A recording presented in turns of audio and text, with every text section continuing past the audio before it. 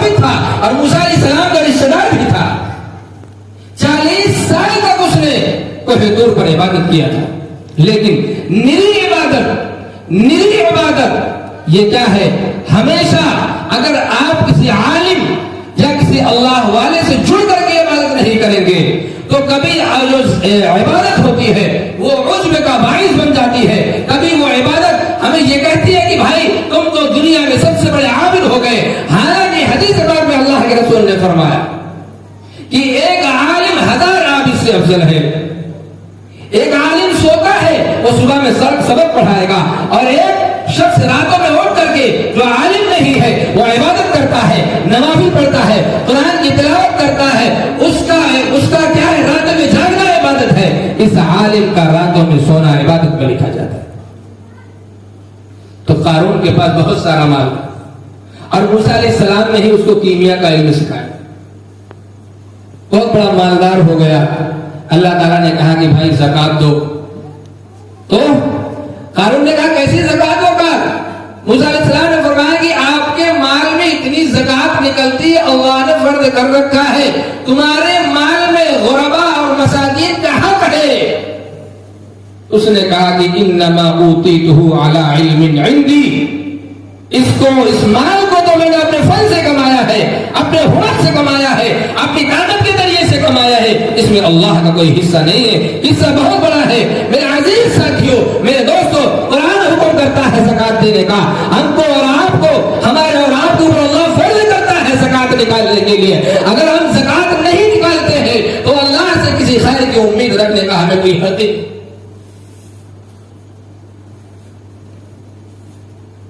آگے اللہ کے رسول نے فرمایا وَتَعَلُّمَ لِغَيْرِ الدِّينِ. لوگ کیا کریں گے؟ رسول اللہ کے دین کو چھوڑ کر کے، اور وہ دین جس کو اللہ کہتا ہے وَمَن يَبْتَغِ غَيْرَ الْإِسْلَامِ دِينًا فَلَن يُقْبَلَ مِنْهُ، دین اسلام کے علاوہ کوئی بھی دین اللہ کے یہاں قبول نہیں ہوگا. دنیا میں کوئی پائلٹ بن جائے، افسر بن جائے، ڈی ایم بن جائے، سی ایم بن جائے، پی ایم بن جائے، دنیا کی کسی بھی پوسٹ پر پہنچ جائے، لیکن اس دنیا کا جو دین ہے، اس دنیا کا جو مذہب ہے وہ یہی رہ جائے گا. اگر کوئی دین اور مذہب اللہ کا قبول کیا جائے گا تو وہ دین اسلام ہے. آج ہماری نوجوان نسل، ہمارا مسلمان انگریزوں سے، یہودوں سے، نصارہ سے، ہمارا یہ مسلمان مرعوب ہو کر کے اپنے رسول کا مذہب چھوڑتا ہے، اپنے رسول کی داڑھی نہیں رکھتا، اپنے اللہ کے پسندیدہ اعمال کو نہیں کرتا. رسول اللہ نے جس دین کو محبوب سمجھا تھا، جس اللہ تعالیٰ نے جس دین کو محبوب سمجھا تھا، اللہ تعالیٰ کو جو دین جو اس کی منشا تھی، اللہ تعالیٰ جو دین ہم سے چاہتا تھا، ہم نے اس دین کو ٹھکرا دیا تو ہم کہاں سے خیر کی امید رکھتے؟ ہم پر کوئی حق نہیں. آج دیکھ رہے ہیں لوگ کہتے ہیں کہ بھائی ہمارا بچہ مدرسے میں پڑھتا ہے، اتنا کالج میں پڑھتا ہے، یونیورسٹی میں پڑھتا ہے، اتنا پیسہ کماتا ہے. ٹھیک ہے بھائی، پیسہ کماتا ہوگا. حدیث پاک میں اللہ کے رسول نے فرمایا من احب دنیا وضر بآخرتہ، جو دنیا کو محبوب رکھے گا اس نے اپنے آخرت کا خسارہ کیا. خسر الدنیا والآخرہ ذلک هو الخسران المبین. یہ دنیا اور آخرت دونوں کا خسارہ ہوگا. ہم یہ سمجھتے ہیں کہ دنیا میں مال کما رہے ہیں، دنیا میں بھی اس کا نقصان ہے اور آخرت کا خسارہ تو ہے ہی. اور یاد رکھو یہ ایسا خسارہ ہے کہ یہ کھلا ہوا خسارہ ہے، اور یہ جو نقصان ہے یہ بالکل واضح ہے، کوئی چھپانے کا خسارہ نہیں ہے. اللہ تعالیٰ قرآن میں فرماتا ہے یا ایھا الذین آمنوا لا تتبعوا خطوات الشیطان انہ لکم عدو مبین. یہ ہے ایمان والو، تم اپنی خواہشات کی پیروی مت کرنا، شیطان کی اتباع مت کرنا، شیطان کے نقش قدم پر مت چلنا. انہ لکم عدو مبین، یہ تمہارا کھلا ہوا دشمن ہے. یہ تم کو راستے سے بھٹکائے گا، یہ تم کو اللہ سے دور کرے گا، یہ تم کو رسول اللہ کی سنت سے دور کرے گا، یہ تم کو تمہارے مذہب سے دور کرے گا، یہ تم کو تمہاری شریعت سے، قرآن سے، سنت سے دور کرے گا. یاد رکھنا یہ تمہارا کھلا ہوا دشمن ہے. میں اس کو اپنے دربار سے بھگا چکا ہوں. یہ فرشتوں میں رہتا تھا، تقریر کرتا تھا، لمبے لمبے درس دیا کرتا تھا. وَكَانَ مِنَ الْكَافِرِينَ، لیکن یہ کیا تھا؟ اس کے دل میں پہلے ہی کھوٹ تھا، اس کی نیت درست نہیں تھی. اللہ نے جب کہا میں دنیا میں کسی کو خلیفہ بناؤں گا تو شیطان نے، عزازیل نے समझा कि दुनिया का खलीफा मैं ही बनाया जाऊंगा। खुद इबादत नहीं किया करता था, लेकिन जब वो कहा कि आदम को अल्लाह ने पैदा किया और उसको हुक्म दिया कि तुम आदम का सजदा करो, तो उसने इनकार किया और कहा कि आदम तो मिट्टी से बने हुए हैं, ऊपर भी फेंको तो नीचे ही आती है मिट्टी, और आग नीचे भी जलाओ तो भड़कती। अपनी अकल चला, तो अल्लाह ने भगा दिया। तो फिर इसने अल्लाह से कहा जितने लोग हैं ना, इसी आदम की औलाद, इसी आदम की वजह से मैं भगाया गया हूं, और आदम को तो नहीं बहका पाऊंगा इल्ला इबादक मिनहुमुल मुखलसीन, लेकिन आदम की औलाद जितनी भी होगी हर एक पर मैं ट्राई करूंगा, कोशिश करूंगा उसको रास्ते से भटका दूं। उसने खुद कहा है मैं रास्ते से भटकाऊंगा, और अल्लाह ने भी कहा कि ये तुम्हारा खुला हुआ दुश्मन है। अगर आदम शैतान की उसकी पैरवी करते हैं, उसके नक्शे कदम पर चलते हैं, तो याद रखना दोस्तों, कल क़यामत के दिन शैतान को जब तुम उसके ऊपर क्या है जूते मारने की कोशिश करोगे, जब तुम उसको बुरा भला कहोगे, तो कुरान की तर्जुमानी कहता है फला तलूमूनी वलूमू अनफुसकुम, ए भैया हमको बुरा भला मत दे, तुम्हारा रब, तुम्हारी सच्ची किताब, तुम्हारा सच्चा दीन, तुम्हारा इस्लाम ये कहता था मैं तुम्हारा खुला हुआ दुश्मन हूं, तुम सच्चे को नहीं माने, झूठे को मानने की तुम्हारी क्या जरूरत थी, जाओ जहन्नम में चलो। तो इंसान पेशानी का बाल पकड़ करके घुटनों के बल खींच करके फिर जहन्नम में झोंक दिया जाए। तो ये जो दीन हमारा है, अल्लाह के नजदीक अगर कोई दीन मकबूल है तो वो दीन इस्लाम है। आदमी को पहले मुसलमान बनना चाहिए। हमारे जो बच्चे कॉलेजों में पढ़ते हैं, स्कूलों में पढ़ते हैं, यूनिवर्सिटियों में पढ़ते हैं, हम उनका जायजा लें कि हमारा वो बच्चा इस्लाम पर चल रहा है या वो बिल्कुल बदल चुका है। आप सुन रहे हैं आए दिन वाकयात पेश आ रहे हैं कि कोई लड़की मुर्तद हो रही है, कोई लड़का मुर्तद हो रहा है। पूरी दुनिया में अगर एक भी इस्लाम वाला मुर्तद हो जाए तो सारे मुसलमानों का ईमान में जोश आ जाना चाहिए। उनके अंदर क्या है, एक हौसला, एक उम्मीद होनी चाहिए कि मेरा ये भाई जिसको अल्लाह ने ईमान से नवाजा था, वो कैसे इस ईमान से वापस चला गया, इस ईमान से कैसे फिर गया, हमारा कौन सा खुल्क था, हमारे अंदर कौन सी कमी थी कि हमारे इस दीन की वजह से, हमारे दीन को पसंद करके वो इस दीन से कैसे फिर गया। सारे मुसलमानों के अंदर एक जोश पैदा होना चाहिए। लेकिन आए दिन हमारी बहनें इस्लाम से मुर्तद हो रही हैं, बस वाकया सुन करके खामोशी से पड़े। तो दीन को क्या है, अगर आपको कॉलेज में जाना है, अपने बच्चे को भेजना है, तो आप घर में उसकी तरबियत करिए, उसको कलमा सिखाइए, उसको अकायद बताइए, अल्लाह की मारिफत करवाइए, उसकी पहचान करवाइए, अंबिया के नाम सुनाइए, सहाबा के नाम सुनाइए, खुलफाए राशिदीन के नाम उसे बताइए, 4 मुकर्रब फरिश्तों के उसे नाम बताइए, अपने सुलहा के, अपने उलमा के, मुहद्दिसीन के उसे नाम बताइए, अहादीस के नाम उन्हें बताइए, कुरान करीम की अज़मत उनके दिल में बैठाइए। आज जो लोग इस्लाम से फिर रहे हैं, मुर्तद हो रहे हैं, ऐसा मालूम होता है कि बचपन से उनके दिल में ईमान था ही नहीं, या अगर था तो सिर्फ ईमान की रिद्दत बाकी थी, बस नाम के मुसलमान थे, वरना एक अदना इस्लाम वाला भी उसकी गर्दन पर आगे चला दिए जाए, उसके जिस्मों को टुकड़ा कर दिया जाए, वो अल्लाह अहद अल्लाह अहद को पसंद करे। इसकी मिसालें मौजूद है तारीख इस्लाम में। तो आज अल्लाह के रसूल ने उस जमाने में फरमाया था कि लोग ऐसा दीन इख्तियार करेंगे जिसका आखिरत में कोई बदला मिलने वाला नहीं है। हाँ, हजरत ज़ैद ने इब्रानी जुबान सीखी, लेकिन वो किस लिए सीखा था? हमने तो ये कह करके इस्लाम की नस्ल इशाअत करेंगे, ये कह करके हम खुद ही उन्हीं के साथ हो लिए। हमारा ईमान अगर मजबूत होता तो हम कभी मरऊब ना होते। रसूलुल्लाह सल्लल्लाहु अलैहि वसल्लम के पास क्या था? अल्लाह के रसूल ने फरमाया कि एक दिन खा करके अल्लाह का शुक्र अदा करूंगा, एक दिन भूखा रह करके सब्र करता रहूंगा। सहाबा के पास क्या? किसी के पास हदीस में जब 2 कपड़ों का तज़किरा आता है तो सहाबा कहते थे, मुहद्दिसीन कहते कि इसके पास 2 कपड़े होते थे। किसके पास होते थे भाई? अमीर हमजा रज़ियल्लाहु तआला की जब वफात हो, एक कपड़ा था मेरे यहाँ, और इतना छोटा था वो कपड़ा, इतना था کہ اگر سر ڈھانپ کے تو پاؤں کھل جائے، پاؤں ڈھانپ کے تو سر کھل جائے۔ صحابہ نے کتنی مشقتوں سے دین کو ہم تک پہنچایا، آج ہم اس دین کو کیسے ضائع کر رہے ہیں؟ صحابہ اپنی قبروں میں تڑپ رہے ہیں، میرا محبوب تڑپ رہا ہوگا اپنی اس امت کے لیے، اس امت کے لیے رسول اللہ نے اتنی مشقتیں اٹھائی۔ وہ محبوب جس کو اللہ نے کہا تھا اللہ تعالیٰ تمہارے اگلے اور پچھلے تمام گناہوں کو معاف کرتا ہے، وہ بخشائے تھے، لیکن اللہ کے رسول صلی اللہ علیہ وسلم امت کے غم میں ہمیشہ گھٹتے تھے، ہمیشہ روتے تھے، ہمیشہ امت کی فکر میں رہتے تھے، میری امت کا ایک فرد بھی جہنم میں نہ جائے۔ اللہ کے رسول صلی اللہ علیہ وسلم رات رات اس امت کی رویا کرتے تھے۔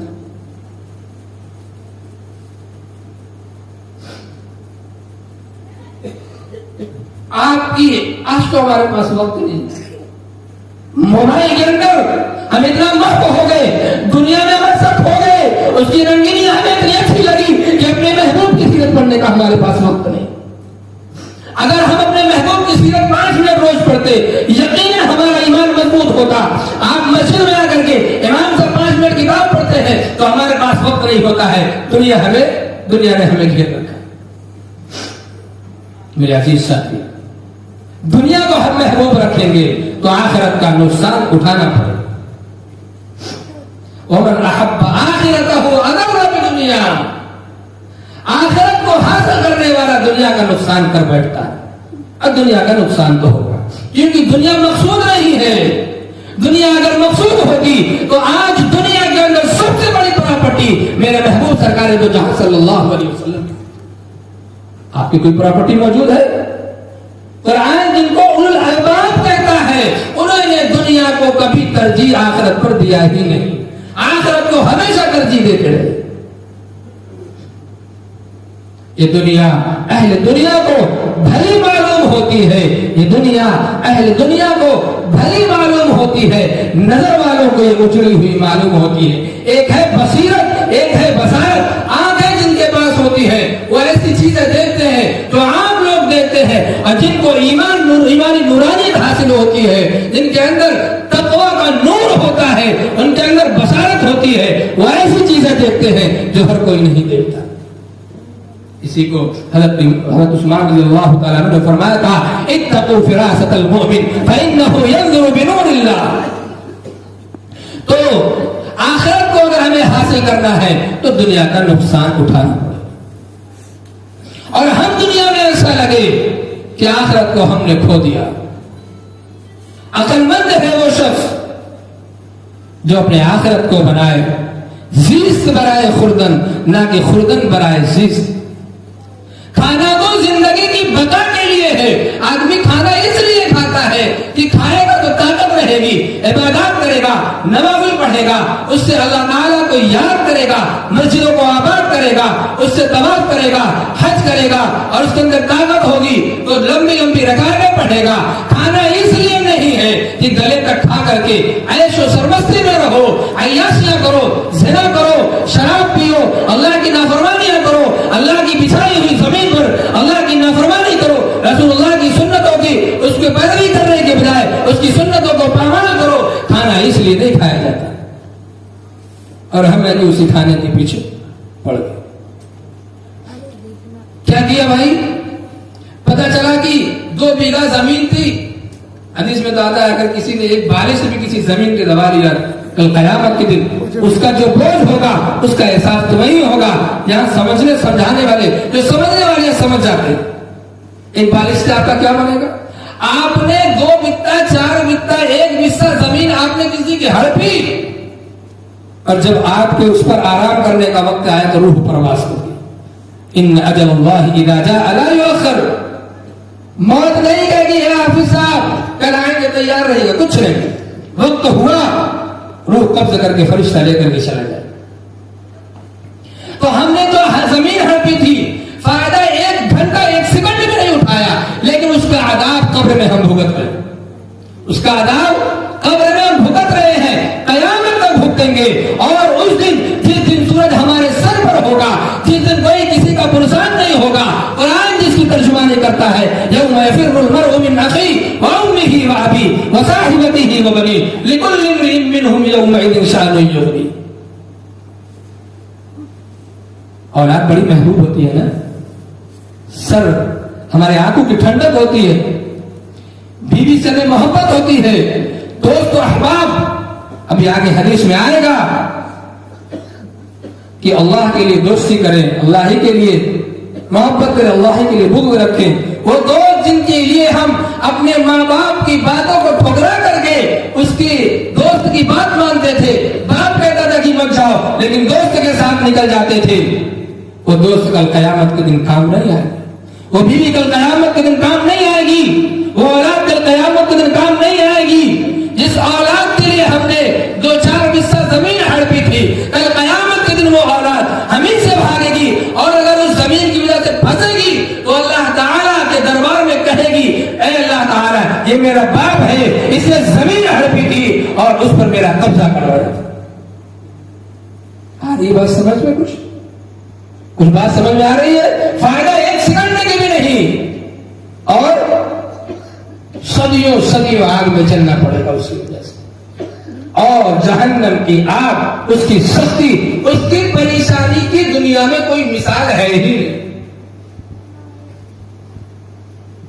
تو میرے بھائیوں, میں حدیث میں پڑھ رہا تھا وتعلم لغیر الدین. آگے حدیث میں اللہ کے رسول نے فرمایا وَأَطَاعَ الرَّجُلُ امْرَأَتَهُ وَعُقَّ أُمَّهُ. آدمی کیا کرے گا؟ وہ ماں جو 9 مہینے پیٹ میں رکھا, جس کی اولادیں ہوں گی اس کو احساس ہوگا, اس کے پاس اولاد نہیں اس کو احساس کم ہوگا. وہ ماں جس نے ہمیں 9 مہینے پیٹ میں رکھا, اس کی مشقتیں برداشت کرتی رہی, اس کو جھیلتی رہی, گھر کے کام کاج بھی کرتی رہی. علوق ہونے کے بعد وہ 2 لقمہ بھی کھاتی تھی تو طے ہو جاتی تھی. کہیں اس کے سر میں درد ہوتا تھا, کہیں پاؤں میں تکلیف ہوتی تھی, کہیں چڑچڑاپن ہوتا تھا. 9 مہینے اس نے مشقت برداشت کیا, اور پیدائش کے وقت کی ماں کو جو تکلیف ہوتی ہے, خدا کی قسم ماں اور اللہ کے سوا اس کا کوئی احساس کر ہی نہیں سکتا. اور پیدائش کے بعد پیشاب کرنا, بستروں پر گندگیاں کرنا, راتوں میں میٹھی نوز سوتے وقت بچے کا جھگا دینا. ماں راتوں میں اٹھتی تھی, ٹھنڈی ہے کہ گرمی ہے, سردی ہے کہ برسات ہے, اجالا ہے کہ اندھیرا ہے, بخار ہے کہ صحیح ہے, صحت ہے کہ بیماری ہے, کچھ نہیں دیکھتی تھی. اولاد کی وجہ سے ماں جس رات کے جس پہر میں بھی اولاد اٹھاتی تھی, روتی تھی, ماں اٹھ کر کے بیٹھ جاتی تھی. ایک واقعہ مجھے بار بار یاد آتا ہے, اور عبرت اور بہت بڑی نصیحت ہے اس میں. ایک بیٹا تھا, اس کی ماں کہا کرتی تھی کہ ماں باپ کا احسان کبھی کوئی اتار نہیں سکتا, ماں کا بہت احسان ہوتا ہے لیکن اس کو کوئی سمجھ ہی نہیں سکتا. تو روز سنتا رہا. اس نے کہا کہ امی کیا احسان ہے آپ کا اور کیسے وہ ادا ہوگا, آپ بتائیے, میں اس کو ادا کروں گا. ماں نے مسکرایا. حدیث پاک میں آتا ہے کہ اگر تم اپنے ماں باپ کو پوری زندگی اپنے کندھے پر بٹھا کر کے حرم میں لیٹا کے دن طواف بھی کرواتے رہے, لیکن ماں باپ کا حق تم ادا نہیں کر سکتے. اس نے کہا کہ امی آپ کا حق تو ہم ادا کر کے رہیں گے. ماں نے کہا ٹھیک ہے, پوری زندگی جو میں نے تمہارے ساتھ کیا اس کو چھوڑو, اور ساری چیزوں کو چھوڑو, ایک رات میرے پاس سو جاؤ, حق ادا ہو جائے. اب میاں نے کہا کہ چلو بھائی ایک ہی رات کی بات ہے, حق تو ادا ہو جائے گا, روز روز سننا تو نہیں پڑے گا کہ بڑا احسان کیا. سو گیا بیٹا, اور جب تھوڑا سا نیند لگی تو ماں نے جگایا, بیٹے پیاس لگی ہے ذرا پانی پلا دیتے تو اچھا ہوتا. وہ گیا, اٹھ کر کے پانی لے کر گیا, کہا کہ آج تو حق ادا کرنا ہے, تھوڑا سا پریشانی اٹھا لیں. ضعیف ماں جب پانی لے کر گیا ہے, بوڑھی ماں, اس نے تھوڑا سا پانی پیا اور جان بوجھ کر لرزتے ہوئے کپکپاتے ہوئے ہاتھ سے پانی کو بستر پر گرا دیا. اب بستر پھینک دیا, اور بیٹے کو اسی بھیگے ہوئے بستر پر سونا ہے.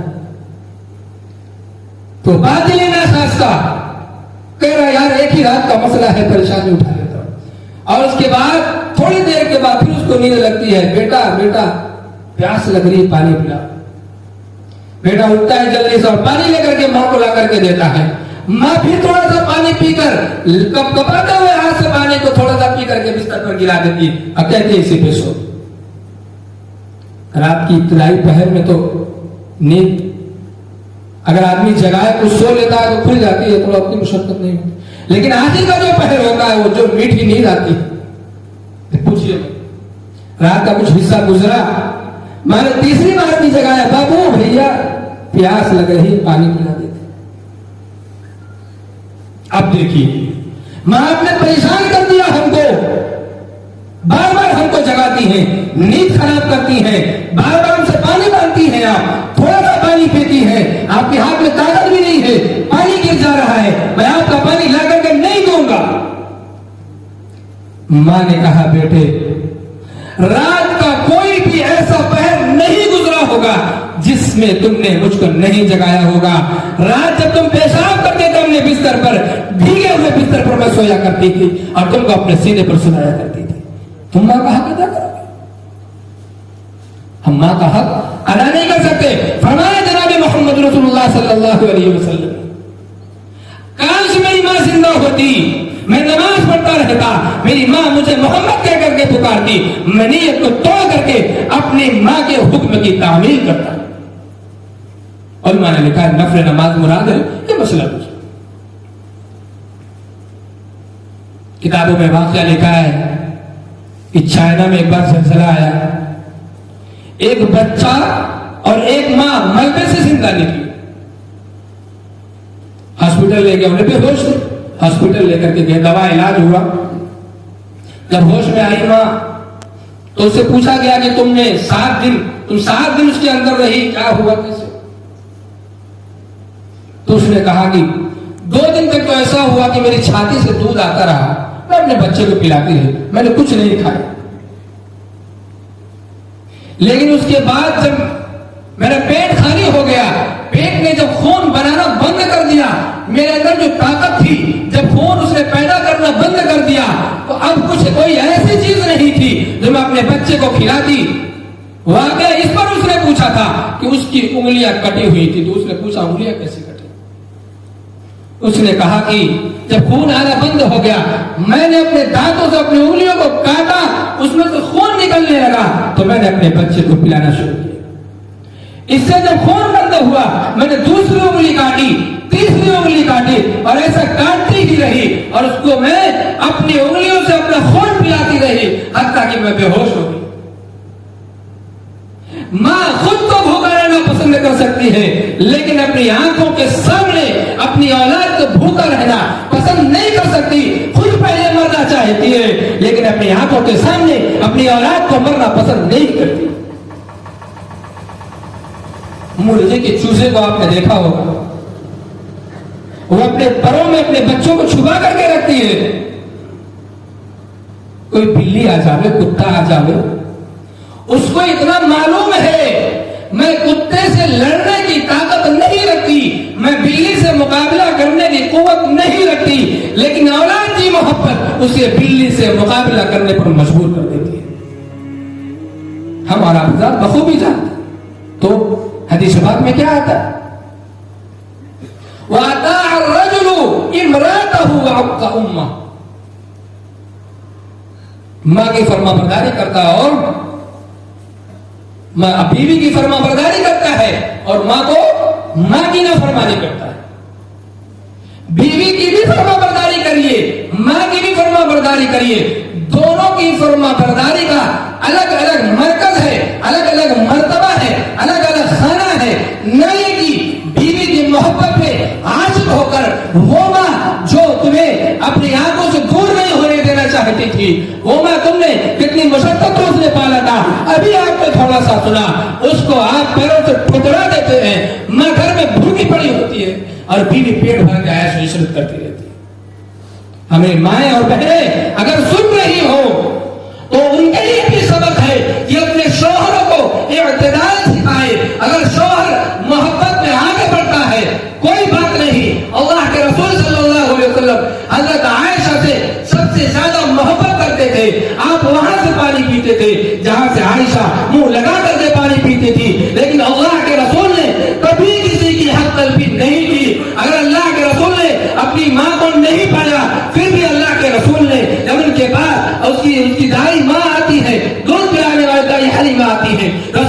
صلی اللہ علیہ وسلم نے اپنی چادر بچھا دیا ان کو بیٹھنے کے لیے، اور حدیث پاک میں ماؤں کے حقوق کا اور اس کے پہچاننے کا رسول اللہ نے پورا کا پورا حکم نازل اس کو بتلایا ہے اور اس کا طریقہ بھی بتلایا ہے۔ اس لیے بیویوں سے بھی گزارش ہے، ماں اور بہنوں سے بھی گزارش ہے، اگر شوہر ماں سے اعراض کرتا ہو تو آپ ان کو سمجھائیے، ماں کا حق ہے۔ اگر آپ اپنی ماں کے ساتھ ایسا معاملہ کرتے ہیں، کل میں بھی ماں بنوں گی، میرے جسموں میں بھی لرزہ طاری ہوگا، راشا طاری ہوگا، زلزلہ برپا ہوگا، کل کہیں ہماری اولاد بھی ہمارے ساتھ ایسا نہ کرے۔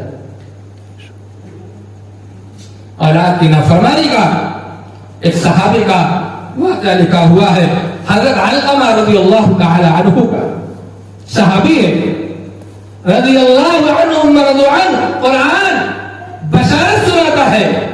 اللہ نے کہا یہ ایسی جماعت ہے، ایسے برگزیدہ لوگ ہیں، میں ان سے راضی ہوں اور یہ مجھ سے راضی۔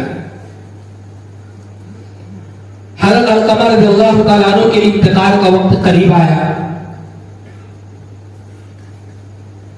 صحابہ نے کلمہ پڑھنے کے لیے کہا، زبان پر کلمہ جاری نہیں ہو رہا ہے، صحابی ہے، زبان پر کلمہ جاری نہیں ہو رہا ہے۔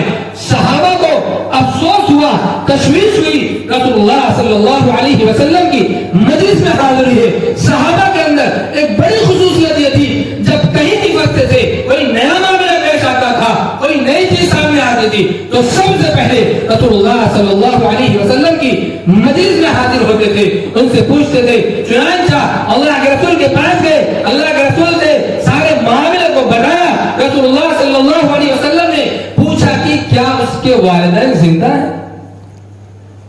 فرمایا کہ والد تو نہیں ہے، ماں زندہ ہے۔ کہا اللہ کے رسول نے کہ جاؤ اس کو پیغام سنا دو، یا تو وہ میرے پاس آئے یا میں خود چل کر کے آتا ہوں۔ جب اس کے پاس پیغام پہنچایا گیا تو اس بڑھیا نے کہا میں خود اللہ کے رسول کی مجلس میں حاضر ہوتی ہوں۔ رسول اللہ صلی اللہ علیہ وسلم کے پاس گئی، اللہ کے رسول نے پوچھا تیرا اور علقمہ کا کیا ماجرا ہے؟ تیرے اور علقمہ کے درمیان کیا معاملہ ہے؟ انہوں نے فرمایا اللہ کے رسول، علقمہ راتوں میں نماز پڑھتا ہے، تلاوت بھی کرتا ہے، آپ کی مجلس میں بھی حاضر ہوتا ہے، بڑا صالح اور نیک ہے، لیکن اپنی بیوی کو اپنی ماں پر ترجیح دیتا ہے، اس کی وجہ سے مجھے تکلیف ہے۔ اللہ کے رسول نے فرمایا اس تکلیف کی وجہ سے علقمہ کی زبان پر کلمہ جاری نہیں ہو رہا ہے تو اسے معاف کر دے۔ ماں نے کہا کہ میں اسے معاف نہیں کر سکتی۔ اللہ کے رسول نے فرمایا یہاں سے کہ کئی ایک سبق ہے، ایک تو ماں کی محبت ابھی آپ کی آگے آئے گی، دوسرا آپ دیکھیے اللہ کے رسول نے فرمایا کہ جو دنیا کے اندر ماں کو ستاتا ہے، باپ کو تکلیف پہنچاتا ہے، اس کی نافرمانیاں کرتا ہے، تو اس کا خاتمہ بالخیر ہونے کا خاتمہ بالخیر نہیں ہوتا ہے، برے خاتمے کا اندیشہ ہوتا ہے۔ اللہ کے رسول نے صحابہ سے فرمایا کہ لکڑیاں جمع کرو۔ ماں نے پوچھا یہ کیا ہوگی؟ اللہ کے رسول نے فرمایا کہ لکڑیوں کو اس کو آگ بناؤں گا، اس کو جلاؤں گا، دہکاؤں گا، اس کو آگ بنا کر کے علقمہ کو دنیا کی جہنم میں جلاؤں گا تاکہ علقمہ یہی جل جائے۔ جو آدمی اپنی ماں کو تکلیف دیتا ہو، ماں کا نافرمان ہو، وہ تو آخرت میں عذاب اٹھائے گا ہی، دنیا میں بھی اس کو جلا دیا جائے گا۔ اب یہ دیکھیے ماں کی محبت۔ ماں نے کہا کہ رسول اللہ آپ علقمہ کو جلائیں گے میری آنکھوں کے سامنے؟ میں علقمہ کو معاف کرتی ہوں۔ صحابہ نے جا کر کے دیکھا علقمہ کی زبان پر فوراً کلمہ جاری ہوا اور روح پرواز کر گئی۔ تو اپنی ماں کو، ماں کی نافرمانی کبھی نہ کرنا میرے یارو۔ ماں ایک عظیم ہستی ہے، ماں اور باپ کا سایہ جب تک موجود ہوتا ہے کوئی بوجھ محسوس نہیں ہوتا۔ جس دن ماں اور باپ کا سایہ سر سے اٹھتا ہے ایسا لگتا ہے آسمان بھی سایہ نہیں کر رہا ہے۔ اور آگے اللہ کے رسول نے فرمایا وَأَدْنَا صَدِيقَهُ وَأَقْصَى أَبَاهُ۔ انسان کیا کرتا ہے؟ اپنے دوست کو قریب کرتا ہے، اپنے دوست کو قریب کرتا ہے اور باپ کو کنارے چھوڑ دیتا ہے۔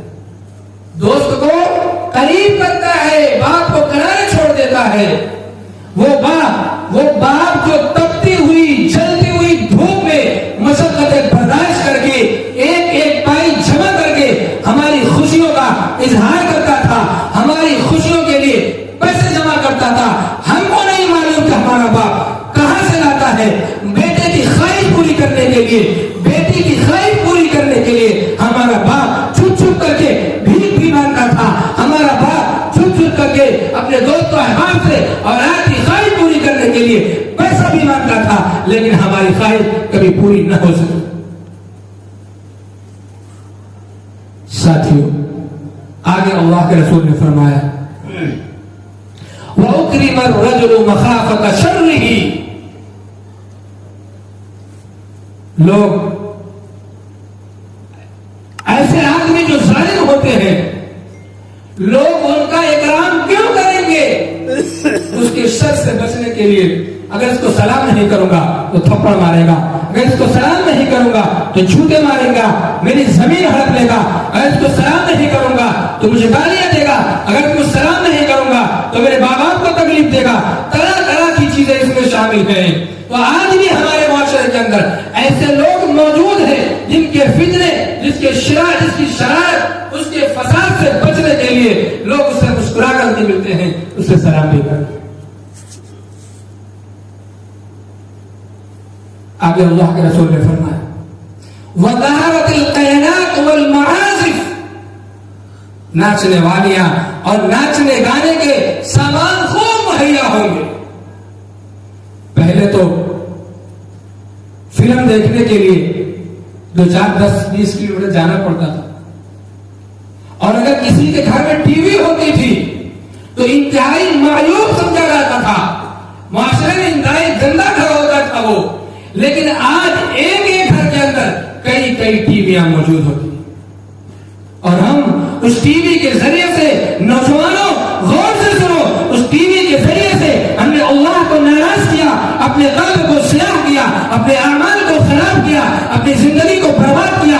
جو رات ہم کو ملی تھی اللہ کی عبادت کرنے کے لیے، صحابہ رات رات اٹھ کر کے اللہ کو منایا کرتے تھے، گریا بازاری کرتے تھے، آؤ فرق ہوا کرتے تھے، اپنے سجدوں کو اپنے آنسوں سے بھگویا کرتے تھے، اور صبح کے اور رات کے آخری پہر میں اللہ سے مناجات بھی کرتے تھے، استغفار کرتے تھے. اے اللہ، رات میں جو ہم نے آپ کی عبادت کی ہے، ہماری وہ عبادت قبولیت کے قابل نہیں. الہ العالمین ٹوٹی پھوٹی عبادت قبول فرما لے. وہ رات ہم کو ملی تھی عبادت کے لیے. عبداللہ بن مسعود کی زندگی اٹھا کر کے دیکھیے، عبداللہ ابن عباس کی زندگی اٹھا کر کے دیکھیے، ابو بکر صدیق کی حالات اٹھا کر کے دیکھیے، عمر فاروق کے خلافت کا زمانہ اٹھا کر کے دیکھیے، جن میں خلافت اور عمارت کا کام انجام دیا کرتے تھے، اور رات میں گھڑی اور کوچوں میں نکل کر کے پہرا دیا کرتے تھے.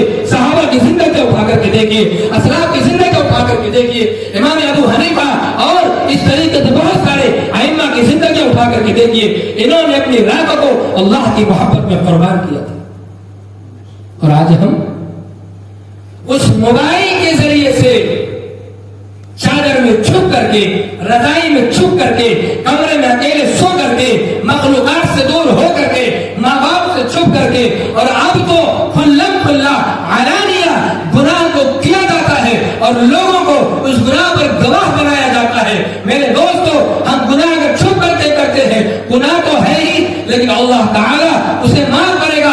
تم نے اس پر کسی مخلوق کو گواہ نہیں بنایا، لیکن جو گناہ ہم نے لوگوں کے سامنے کیے ہیں، دوستوں کے سامنے کیے ہیں، کل قیامت کے دن جب تمہارے گناہ کو چھپایا جائے گا، تمہارے وہی دوست کہیں گے اللہ تعالیٰ یہ تو میرے سامنے اس نے زنا کیا تھا، یہ تو میرے سامنے گندی فلمیں دیکھا کرتا تھا، یہی میرا دوست ہے جو میرے سامنے چوراہے پہ کھڑے ہو کر کے لڑکیوں کو چھیڑا کرتا تھا، یہ میرا دوست ہے جو میرے ساتھ میرے ایک کان میں ایئر فون لگا کر کے اور ایک کان اپنے میں لگا، اپنے ایئر فون ایک کان میں لگا کر کے ایک گانے سنا کرتا تھا، یہ تو میرے سامنے گناہ کرتا تھا.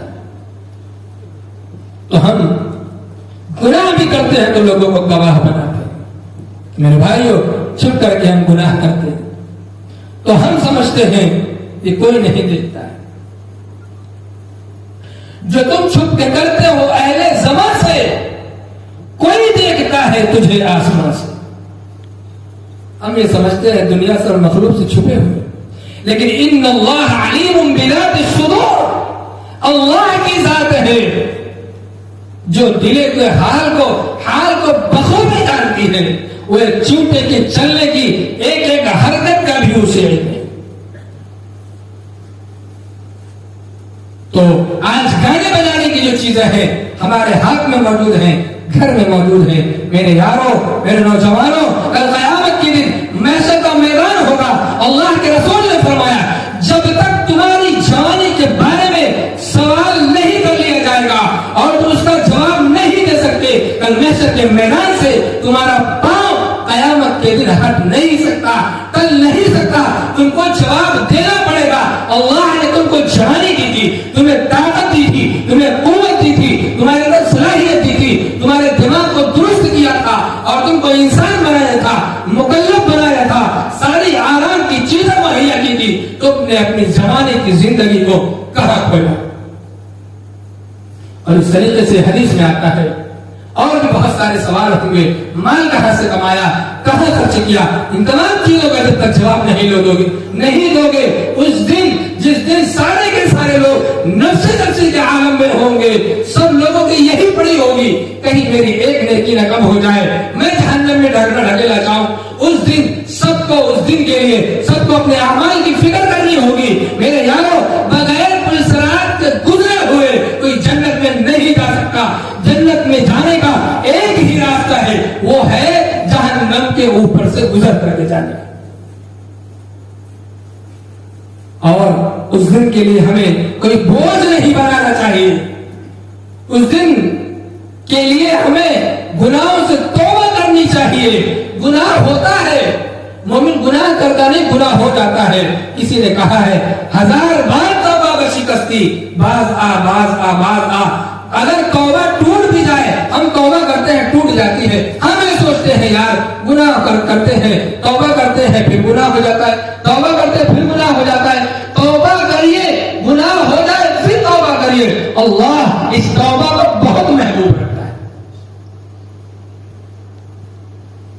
میرے بھائیوں, عزیز ساتھیوں, قرآن کریم میں اللہ ارشاد فرماتے ہیں وَلَا تَزِرُ وَازِرَةٌ وِزْرَ أُخْرَىٰ. کل قیامت کے دن تمہارے بوجھ کو نہ تمہارا دوست اٹھائے گا, نہ تمہارے احباب اٹھائیں گے, نہ تمہارے رشتے دار اٹھائیں گے, نہ تمہارے چاہنے والے اٹھائیں گے.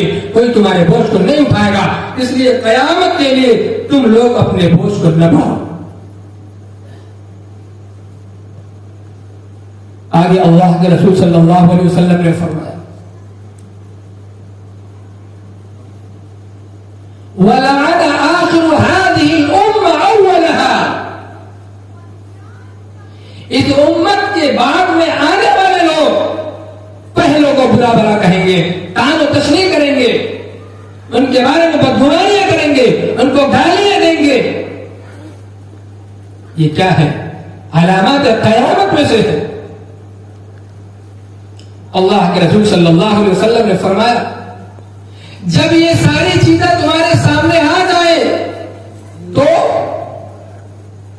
زلزلے کا انتظار کرنا, زلزلۃ وخسفا ومسخا وقذفا. انتظار کرو زلزلے کا, زمین کے دھس جانے کا, سورتوں کے مست ہو جانے کا, پتھروں کی بارش کا. اللہ کے رسول صلی اللہ علیہ وسلم نے فرمایا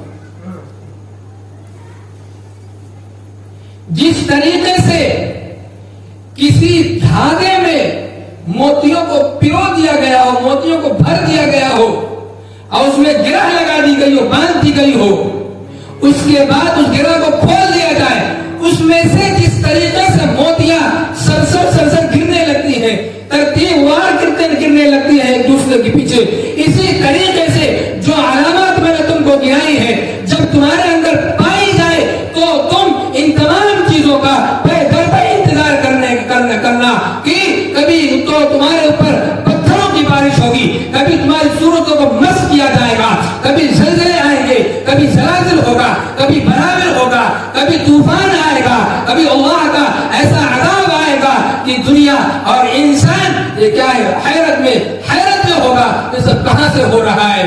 میں نے شروع میں آپ کو بتایا تھا کہ یہ ساری چیزیں دنیا پورا اسلام, اہل اسلام اس بات کی کوشش کر رہے ہیں مذہب ہم سے ختم ہو جائے, پریشانی ہم سے ختم ہو جائے, مشکلات ہم سے دور دور ہو جائے، لیکن ان تمام کاموں کو کر رہا ہے جو تمام پریشانیوں کو دعوت دینے والی ہے۔ ساری ترکیب ہم کر لیں، پریشانیاں دور نہیں ہو سکتی۔ رسول اللہ صلی اللہ علیہ وسلم نے جو نشانیاں، جو علامات، جو پہچان بتلائی ہے اللہ کے رسول صلی اللہ علیہ وسلم نے، ان تمام چیزوں سے بچنا ہوگا، تب جا کر کے ہم کو اگر ہم خیر کی امید کرتے ہیں تو یہ ہمارا حق ہے۔ حدیث کا ایک ٹکڑا اس سے چھوٹ گیا جو انتہائی عام ہوتا جا رہا ہے، وَشُرِبَتِ الْخُمُورُ، شراب انتہائی عام ہوگی۔ یا ایھا الذین آمنوا انما الخمر والمیسر والانصاب والازلام رجس من عمل الشیطان۔ وہ اس کی تفسیر ہوگی تو اور وقت جائے، اس میں صرف شراب کو لے لیجیے۔ شراب صحابہ کو بہت محبوب تھی، صحابہ شراب کو بہت عزیز رکھتے تھے۔ اللہ تعالی نے دین کو آہستہ آہستہ اتارا اور ترتیب وار اس کو نافذ فرمایا۔ حضرت علی رضی اللہ تعالیٰ عنہ شراب پی کر کے گئے اور نماز میں کھڑے ہو گئے، قل یا ایھا الکافرون کی آیت پڑھی تو الٹ پلٹ کر دیا، الٹ پھیر کر دیا۔ اللہ نے آیت فرمائی، نازل فرمائی، یا ایھا الذین آمنوا لا تقربوا الصلاۃ وانتم سکارا، ایمان والو شراب پی کر کے نماز میں پڑھا کرو، جب نشہ رہے تمہارے اندر تو نماز میں حاضر نہ ہوا کرو۔ آہستہ آہستہ اللہ نے شراب کی حرمت نازل فرمائی، پھر یہاں تک اللہ نے، رسول اللہ نے فرمایا جس برتن میں تم شراب رکھتے تھے اس برتن کو بھی توڑ دو۔ جب شراب کا حکم نازل ہوا، ایک صحابی کئی سال سے نکلے ہوئے تھے شراب کی تجارت کرنے کے لیے، مدینے سے باہر تھے۔ شراب ایک ایسی چیز تھی جو خوب فروخت ہوا کرتی تھی، لوگ شوق سے پیتے تھے، صحابہ بھی پیتے تھے، عام انسان بھی پیتا تھا۔ تو صحابی ایک لمبے عرصے کے بعد اونٹوں سے لدی شراب لے کر کے مدینے کی سرحد میں داخل ہوتے، اور یہاں اللہ کے رسول نے صحابی سے فرمایا مدینے کی گلیوں میں، مدینے کی سرحدوں پر اعلان کر دو، الا ان الخمر قد حرم، الا ان الخمر قد حرم۔ صحابی مدینے کی سرحد پر اعلان کر رہے ہیں، سن لو بھائی شراب حرام ہو چکی ہے۔ اعلان کیا کرنا تھا؟ صحابہ کو بہت محبوب تھی شراب، لیکن شراب کو انہوں نے اپنے منہ سے جو چھڑایا، شراب کے برتنوں کو توڑا، اس دن مدینے کے نالوں میں صرف شراب بہ رہی تھی۔ صحابہ نے اس کے بعد کبھی شراب کو منہ نہیں لگایا۔ میرے یارو، ایک پوائنٹ یہ ہے کہ جو بات ہم کسی عالم سے سنیں اور ہم کو یہ معلوم ہو یہ چیز شریعت کی چیز ہے اور اس کو ہمیں اپنے اوپر نافذ کرنا چاہیے، تو اس کو اسی وقت جب ہم نے جانا اسی وقت اپنے جسم پر نافذ کرنا چاہیے۔ کیونکہ صحابہ کی زندگی آپ اٹھا کر کے دیکھیے، ہم جلسوں میں آتے ہیں، وہاں حاضر ہوتے ہیں، مقرر کی لچھے دار تقریر سنتے ہیں، سن کر کے دامن کو جھاڑ کر کے اپنے گھر چلے جاتے ہیں، یہی ہم نے سنا، یہی اس کو سمیٹا، یہی جھاڑ۔ لیکن صحابہ اللہ کے رسول کی مجلس میں حاضر ہوتے تھے، اس نیت سے حاضر ہوتے تھے محبوب سے جو بھی ملے گا اس کو ہم اختیار کریں، رسول سے جو بھی چیز ملے اللہ نے فرمایا اس کو لے لو، یعنی اس کو اپنی عملی زندگی میں لاؤ، اپناؤ، اسے اختیار کرو۔ تو صحابی اعلان کر رہے تھے، وہ صحابی جو لمبے زمانے کے بعد شراب کی تجارت کرنے کے لیے مدینے سے نکلے تھے، اونٹوں پر شراب لدی ہوئی تھی، وہاں سے مدینے کی سرحد میں آپ داخل ہوتے ہیں، اعلان سنتے ہیں، بھائی شراب تو حرام ہو چکی۔ وہ چاہتے تو شراب کو بیچ دیتے یا وہیں سے واپس چلے جاتے، واپس کر دیتے، یا اس کو کسی بھی طریقے سے اپنا پیسے نکال لیتے، لیکن یارو میں نے بتایا تھا کہ صحابہ کوئی بھی نیا معاملہ پیش آتا تھا رسول اللہ صلی اللہ علیہ وسلم کی مجلس میں حاضر ہوتے تھے اور اس مسئلے کو بتاتے تھے، اس کے بعد جیسا اللہ کے رسول فرماتے تھے اس پر عمل کرتے تھے۔ بیوی بچوں کے دل میں کیا ان کے اندر کتنی ان کے اندر کیا ہے خواہشیں نہیں ہوں گی، اس باپ کے اندر جو اپنی اولاد کو، اس شوہر کے اندر جو اپنی بیوی کو چھوڑ کر کے، اس شخص کے اندر جو اپنے دوست و احباب کو چھوڑ کر کے کئی سال کے لیے مدینے سے نکلا تھا تجارت کرنے کے لیے، آج بہت سارا مال جمع کر کے مدینے میں داخل ہوتا ہے، اس کے اندر کتنی امنگ ہوگی، کتنی خوشیاں بھر کر کے لا رہا ہوگا، آج اپنے باہر اپنے گھر والوں سے ملوں گا، اپنی بیوی سے ملوں گا، اپنی اولادوں سے ملوں گا، میں تو اتنے سارے مال جمع کر کے خالی ہاتھ گیا تھا، مال جمع کر کے مدینے میں حاضر ہو رہا ہوں۔ لیکن جب اس نے اعلان سنا، اللہ کے رسول کی مجلس میں گئے، پوچھا اے اللہ کے رسول میں اس کو نہیں پیوں گا، اگر آپ اجازت دیں تو میں اس شراب کو فروخت کر دوں۔ اللہ کے رسول نے فرمایا ما حرم شربها حرم بيعها، شریعت نے جس چیز کو پینا حرام قرار دے دیا اس چیز کا بیچنا بھی حرام ہے۔ وہ صحابی اسی وقت شراب کے سارے برتنوں کو توڑ کر کے خالی اونٹ لے کر کے مدینے میں داخل ہوتے ہے۔ ہمارے اندر ایسا ایمان ہے؟ ہم میں سے ایسے نوجوان جو اپنے موبائل سے گندی فلموں کو نکالے؟ ہے ہمارے اندر ایسے نوجوان جو اپنے خواہشات کو توڑے؟ ہے ہمارے اندر ایسے نوجوان جو اپنی ان چیزوں کو جو دنیا میں سب سے زیادہ محبوب رکھتے ہیں انہیں ختم کرے، ان کو پیچھے چھوڑے؟ کیونکہ آج ہم نے رسول اللہ کا فرمان سن لیا، آج ہم نے اپنی شریعت کا احساس کیا ہے، آج ہمیں معلوم ہو گیا کہ ہر ایسی چیز کو توڑنا ہے، ہر ایسی چیز کو اس کو چھوڑنا ہے جس کو رسول اللہ نے حرام قرار دیا ہے، جو ہمارے اعمال کو خراب کرنے والے ہیں، جو ہمارے دل کو سیاہ کرنے والے ہیں، جو ہماری زندگیوں کو برباد کرنے والے ہیں، جو کل قیامت کے دن میدان محشر میں جس دن اولین اور آخرین جمع ہوں گے، جس دن دوست و احباب جمع ہوں گے، اس دن ہمیں رسوا کریں گے، ان اعمال سے ہم پرہیز کریں گے۔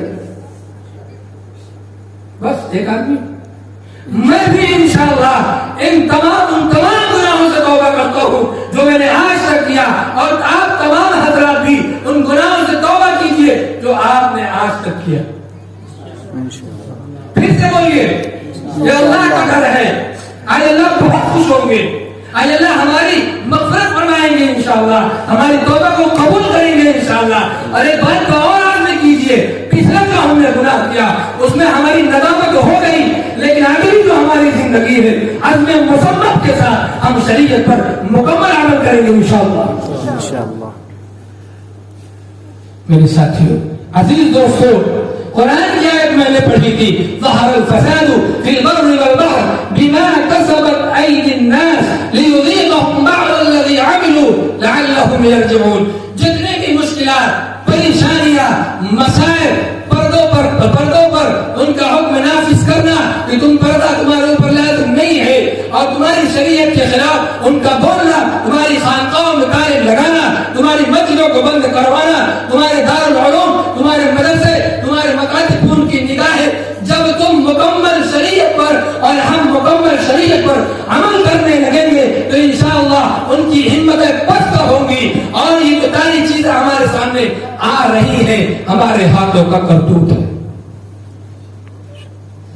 میں نے 2-3 آیتیں اس میں پڑھی تھی، ان سب کا خلاصہ یہی ہے جو مصائب ہم پر آ رہے ہیں سب ہمارے اعمال کا کرتوت ہے۔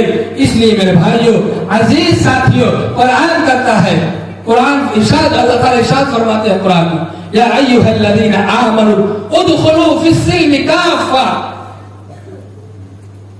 اے ایمان والو اسلام میں مکمل داخل ہو جاؤ۔ آج ہمارا حال کیا ہے کہ جو چیزیں نواقصات اسلام میں سے ہے، دین میں سے ہے، 95% ہم اس پر عمل کرتے ہیں۔ ہمارا ایمان کامل نہیں ہے، ہمیں ان تمام اعمال کرنے چاہیے کہ ہمارا ایمان کامل ہو جائے۔ ہمارا لباس دیکھیے، ہمارے ایمان کی نفس پر دال ہے، وہ دلیل ہے کہ ہمارا ایمان ناقص ہے۔ ہمارا چہرہ دیکھیے، رسول اللہ صلی اللہ علیہ وسلم کتنی محبت سے اپنے چہرے پر داڑھی رکھتے تھے۔ یہ انبیاء کی خوبصورتی ہے، اور یہ ہمارے چہروں کی خوبصورتی ہے، یہ اسلام کا شعار ہے، یہ انبیاء کی سنت رہی ہے جس کو محبوب اپنے ہاتھ سے صحیح کیا کرتے تھے، اس میں کنگھا کیا کرتے تھے، اس میں تیل لگایا کرتے تھے، اور وہ داڑھی جو ہماری شریعت جس کو رکھنے کے لیے کہتی ہے، آج ہم اس داڑھی کو اپنے چہرے سے نکال کر کے کوڑے اور کچرے میں پھینک رہے ہیں۔ ہمارا ایمان کیا ہے؟ ناقص ہے۔ ہمارا لباس شریعت کے خلاف ہے، ہمارا کلچر شریعت کے خلاف ہے، ہماری پڑھائی شریعت کے خلاف ہے، ہمارا اٹھنا بیٹھنا سونا پینا چلنا کھانا ساری چیزیں شریعت کے خلاف چل رہی ہیں۔ میرے یارو میرے دوستو، آج سے ہم سب عزم مصمم کریں گے، پختہ ارادہ کریں گے کہ ہم شریعت پر انشاءاللہ مکمل عمل کریں گے۔ ہم کو اگر شریعت کا علم نہیں ہے، اپنے علماء سے پوچھیں گے، امام صاحب سے پوچھیں گے، مفتیان کرام سے پوچھیں گے، اپنے گھر میں اسلامی تعلیمات کو جاری کریں گے، پوچھ کر کے انشاءاللہ اس پر عمل کریں گے۔ اللہ تعالی ہم سب کو اپنی شریعت پر مکمل عمل کرنے کی توفیق سے نوازے۔ وآخر دعوانا الحمدللہ رب العالمین۔